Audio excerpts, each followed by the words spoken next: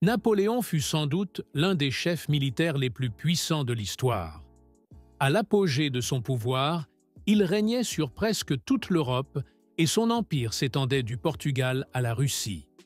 Seule une coalition réunissant toutes les puissances restantes parvint finalement à le vaincre.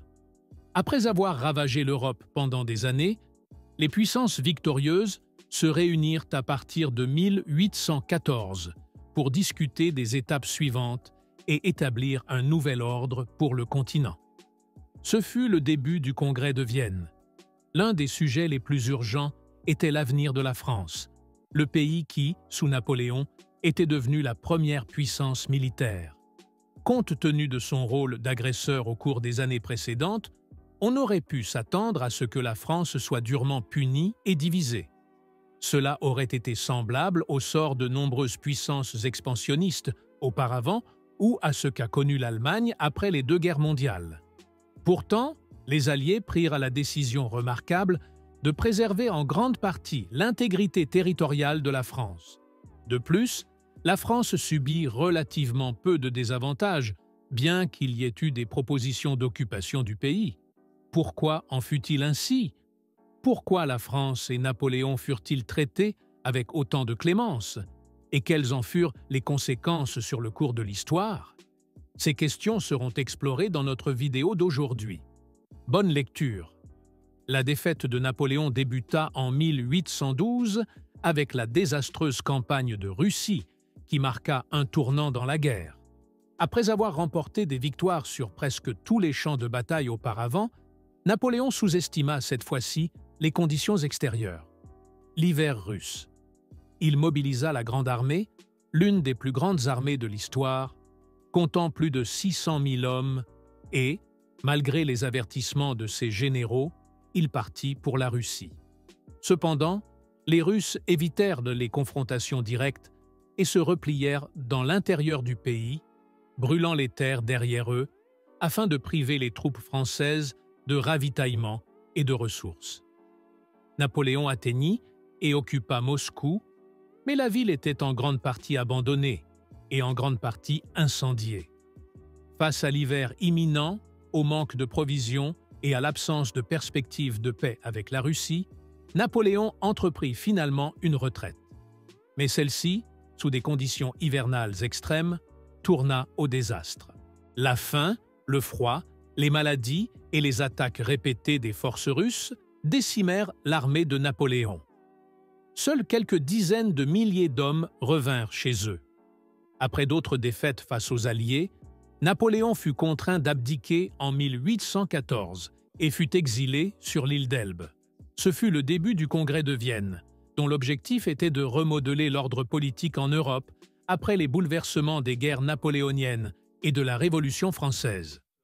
Les principaux acteurs étaient les grandes puissances, le Royaume-Uni, l'Autriche, la Prusse et la Russie.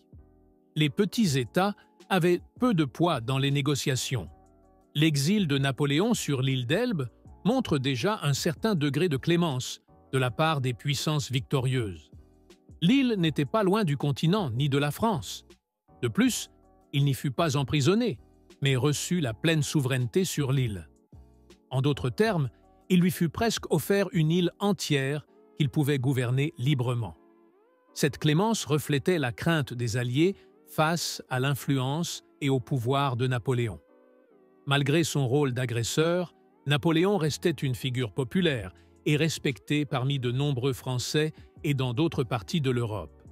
Les Alliés craignaient qu'une punition trop sévère ne renforce son martyre et n'incite ses partisans à une nouvelle résistance.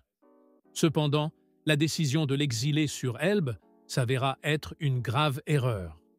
Peu de temps après, Napoléon s'échappa de son exil et retourna en France sous les acclamations de la foule. Il régna à nouveau pendant 100 jours, avant d'être définitivement vaincu lors de la bataille de Waterloo dans une nouvelle guerre. Ce n'est qu'à ce moment-là que les Alliés adoptèrent des mesures plus strictes, l'exilant sur l'île de Sainte-Hélène, d'où il ne put jamais revenir.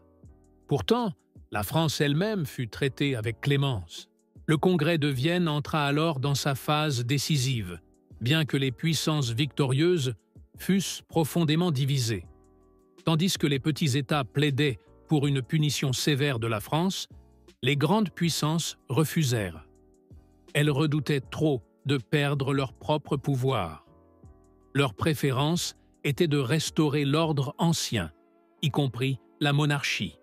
Et c'est ce qui fut fait.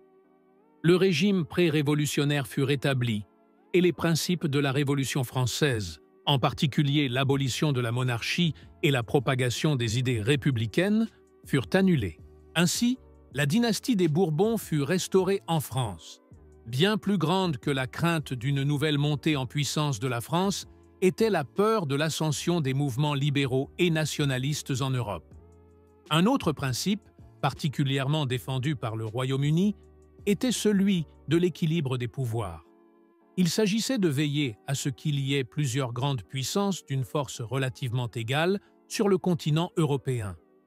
Si un État devenait trop puissant et dominant, les autres devaient pouvoir former une coalition pour le contenir. Ainsi, la France ne devait pas être fragmentée en petits États, mais rester une grande puissance.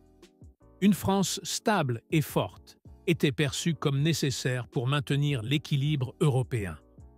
Diviser la France aurait également créé un vide de pouvoir en Europe, menant à de nouveaux conflits et luttes de pouvoir entre les grandes puissances restantes.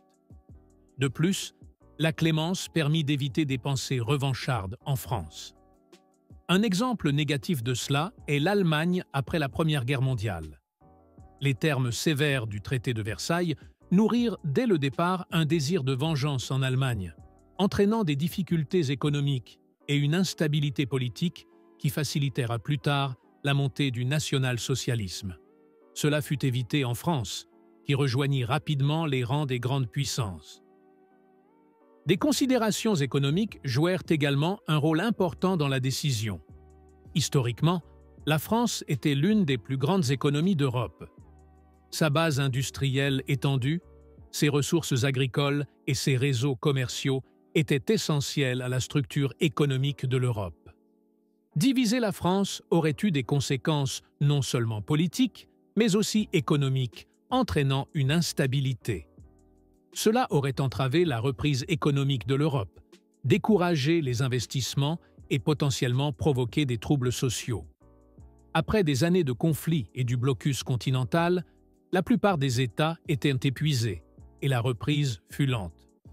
Enfin, il faut mentionner le chef diplomate français, Charles Maurice de Talleyrand, un négociateur expérimenté et habile.